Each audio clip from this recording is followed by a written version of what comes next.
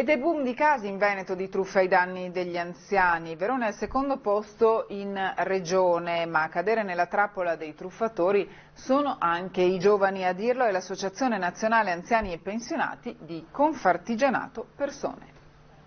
Ogni 2 minuti un anziano viene truffato.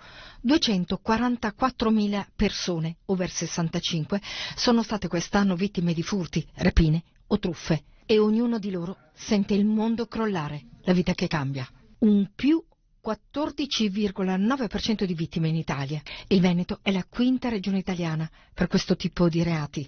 Registra 21.503 vittime, 1.812 reati ogni 100.000 residenti over 65. Nel dettaglio aumentano del 42,1% le truffe online, del 31,4% le rapine e un più 13,5% di furti. E nel veronese, pensate, nella provincia di Verona 2.061 anziani colpiti ogni 100.000 residenti. E se contate che gli over 65 sono 215.000 persone, significa che il tasso di rischio è molto alto. Soprattutto le truffe e le frodi informatiche, lo denuncia ANAP Confartigianato Persone.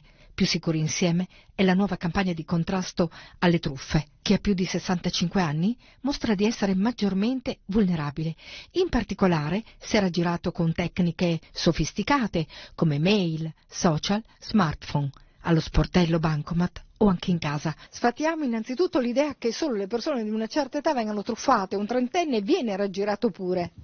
Assolutamente sì, più che altro sono truffe via web, ad esempio si prende un capo firmato poi arriva tutt'altro, o si prende un'attrezzatura tecnologica ma poi arriva tutt'altro. Anziani o comunque persone grandi truffate in aumento, perché si è più vulnerabili? Le persone over 65 ma anche un po' più giovani, magari sono sole perché i figli si sono sposati, sono usciti di casa e quindi la solitudine la fa da padrone, loro si fidano delle persone, si fidano del consiglio e tante volte questi invece sono proprio i truffatori. Ci sono truffe anche via mail che per un mancato pagamento, come è capitato anche a me, piuttosto che truffe in cui la telefonata che chiamano a casa che il figlio si è fatto male, ecco questo è molto importante invece. Prendere questa telefonata, non spaventarci e riuscire a mantenere la telefonata aperta e con il cellulare, di solito chiamano sul telefono fisso, con il cellulare riuscire o provare a chiamare qualcun altro che venga a verificare. Questo è molto importante perché poi i carabinieri possono intervenire. I truffatori telefonano e come si presentano? Chi dicono di essere?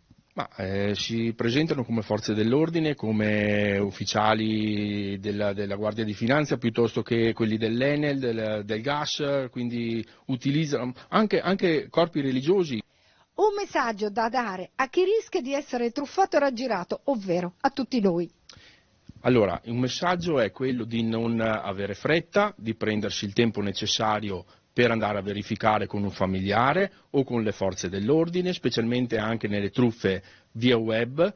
Il tempo è prezioso perché ci fa ragionare e quindi non incappare nella truffa. Non essere troppo fiduciosi verso gli altri?